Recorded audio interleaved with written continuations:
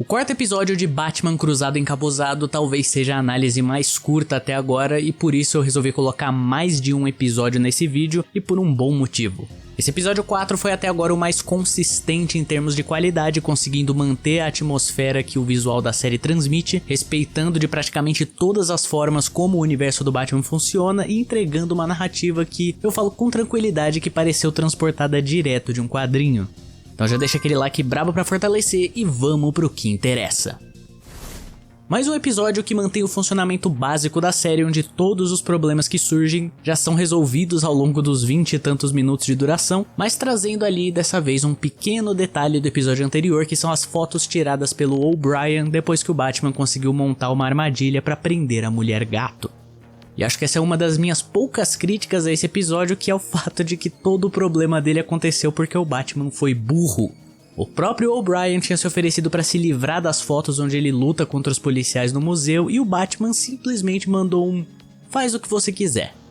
O que meio que faz bem pouco sentido pro Batman, já que a melhor forma dele atuar em Gotham é justamente estando longe dos holofotes, principalmente os da polícia.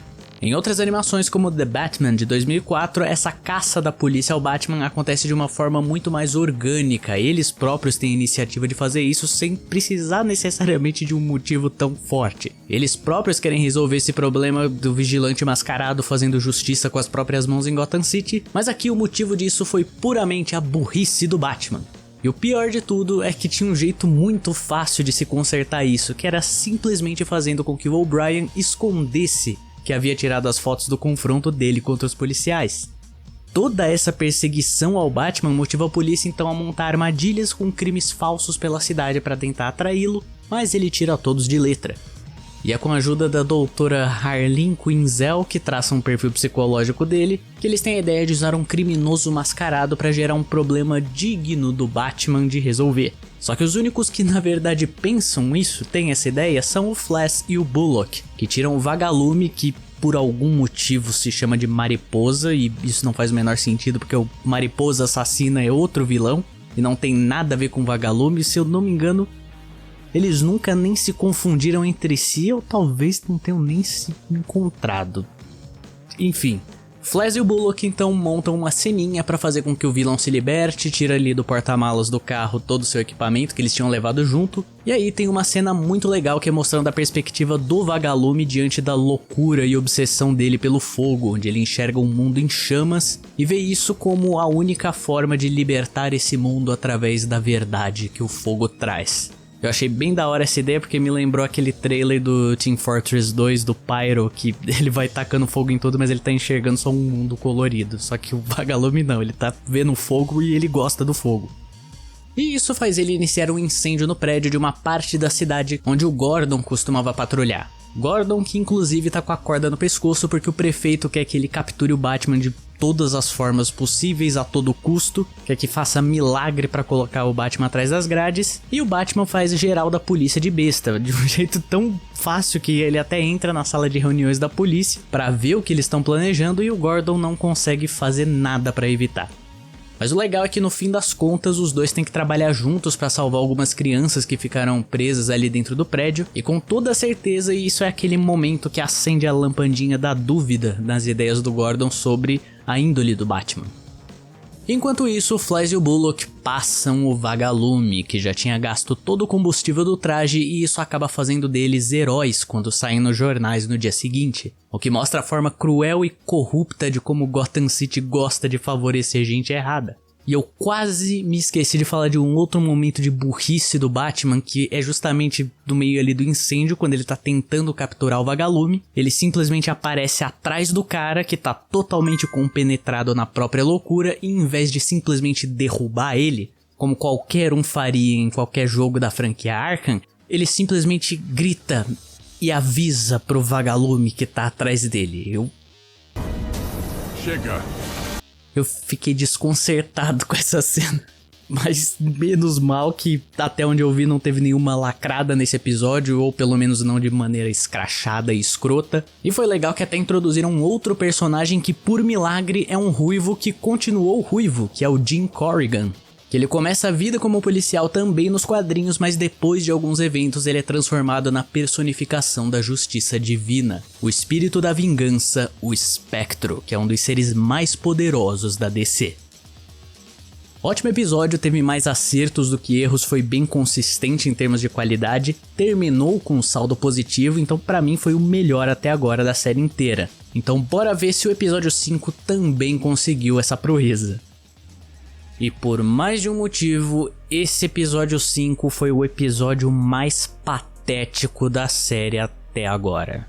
A personagem da Alacrina, porque isso não é uma Arlequina nem ferrando, e eu já expliquei o porquê no vídeo passado, todo aquele negócio de identidade visual e por aí vai. Mas embora ela não seja a Arlequina, a ideia da vilã é boa, no sentido de que é perfeitamente crível pro universo do Batman existir um vilão que seja um psicólogo que faz lavagem cerebral nas pessoas e cria um alter ego baseado nisso.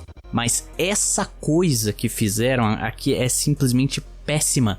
Começa que nunca, em momento algum ao longo desses episódios passados, foi deixada qualquer pista de que a Harleen pudesse ser uma vilã.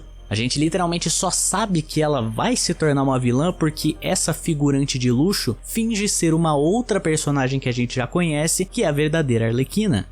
Então narrativamente ela já tem problemas, porque toda a investigação do Batman aponta que os crimes dela têm um padrão muito claro, atinge pessoas que chamam atenção, todas acabam do mesmo jeito, isso acontece há bastante tempo e de repente só agora que todo mundo se atentou pra isso. Isso cria ao redor da personagem a total sensação de que no processo de criação dela os caras simplesmente olharam e falaram: tá, ok, vamos distorcer a Harleen Quinzel da forma mais escrota e lacrola possível. Aí beleza, foram lá, mudaram tudo, cor de cabelo, etnia, os personagens orbitais a ela.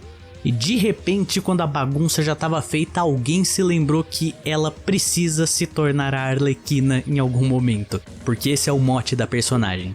Só que chegou num ponto em que ela já foi distorcida para tão além de tudo que essencialmente faz da personagem a Arlequina, que o máximo que foram capazes de fazer foi inventar um motivo besta, botar uma roupa de Arlequim nela e falar: pronto, tá aí a Arlequina. Essa personagem, ela tá completamente deslocada de tudo que compõe o que ela devia ser. Se ela fosse outra personagem, tivesse outro nome, outro alter ego, tá de boa. Ainda é uma personagem ruim, mas seria um dano bem menor. Ainda faz sentido pro universo do Batman alguém desequilibrado assim existir. Só que a Arlequina não é assim. Inclusive ela cria o nome dela da forma mais vergonha alheia possível, sequestrando ali mais um dos ricaços que são pacientes dela e que acabam sendo pessoas horríveis na vida particular. Ela então veste ele de rei e meio que diz que agora quem manda não é mais o rei, é o bobo da corte. E isso é igualmente patético e constrangedor. E como se já não fosse ruim a forma como destruíram a personagem da Harleen Quinzel, ainda dão um jeito de encaixar ela num romance que dura um quarto de episódio com a René Montoya meio jogado ali no meio. E que pra mim mostra mais uma vez de que não importa o quanto queiram chamar essa personagem de Arlequina, ela não é a Arlequina. É uma personagem original, bem ruinzinha, mas que faz sentido ela existir ali. E que, Deus que me perdoe ofender o grande rei dos condimentos dessa forma, mas tá no mesmo patamar de um rei dos condimentos. E que esqueceram de dar um nome novo pra ela e só resolveram chamar ela de Harleen porque foda-se. Os motivos pelos quais a Arlequina se torna a Arlequina no original são muito melhores. O que foi feito aqui tá irreconhecível se comparado à qualidade da proposta antiga, onde ela já era desde a universidade uma pessoa de índole duvidosa, com sérios desvios de caráter e que por conta da ingenuidade acabou caindo na conversa mole do Coringa.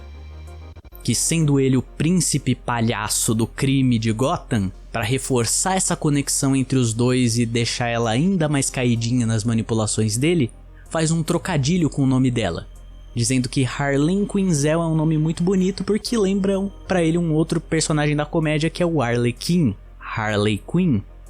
Enquanto que aqui esse nome que ela se dá surge de uma frase de efeito meia boca que ela diz pro único cara vestido de rei, que é a vítima mais recente, e que por conta disso é o único com o qual essa correlação de bobo da corte faz algum sentido. Então, meio que antes dele ser posto ali, não tinha literalmente nenhum motivo pra ela se vestir de Arlequina. Depois que ela vê o Batman, ela até comenta que sabia que ele ia aparecer por lá eventualmente, já que ela se fez estar no perfil de criminosos que ele persegue, mas isso não diz nada. Até onde se sabe, tendo todo esse contexto como base, ela podia literalmente estar vestida de qualquer outra coisa, que toda essa montagem dela ainda faria sentido, então não existe um bom motivo dentro da narrativa para ela se chamar Arlequina. É surpreendente como essa série consegue de um episódio a outro e do vinho pro vinagre. Foi bom demais eu ter analisado esses dois episódios juntos porque fica evidente a proporção monstra dos baixos com relação aos altos que a série tem. E o engraçado é que essa Arlequina é uma coxa de retalhos tão mal feita que, apesar da premissa dela fazer sentido, ela basicamente tá usurpando o papel de outro vilão do Batman, que também faz lavagem cerebral nas vítimas dele. E ele sim tem um bom motivo para tematizar a forma como os alvos dele se vestem, que é o Chapeleiro Louco, que trabalha com hipnose e sempre deixa tudo ali dentro da temática de Alice no País das Maravilhas. Esse episódio foi péssimo, escroto, baixo, a série até agora tava se situando ali entre o medíocre e o bom, um nível tolerável, e nesse episódio ela caiu direto pro patético. A cada episódio que eu assisti até agora, eu adotei uma postura mais cética, procurando os defeitos ali que tem, mas também ficando de olho para encontrar qualidades para serem apontadas. Só que daqui pra frente é impossível eu não olhar para essa série com um olhar de total pessimismo, visto a forma tão porca que transformaram uma personagem que nasceu numa animação do Batman. Curte, compartilha, comenta aí o que você achou de mais esse vídeo e desses episódios de Batman Cruzado Encapuzado. Apoie o canal pelo LivePix no comentário fixado, se tornando membro, comentando com valeu, eu agradeço demais o seu apoio. E eu sou o Victor, você tá no Nerdverso e até a próxima.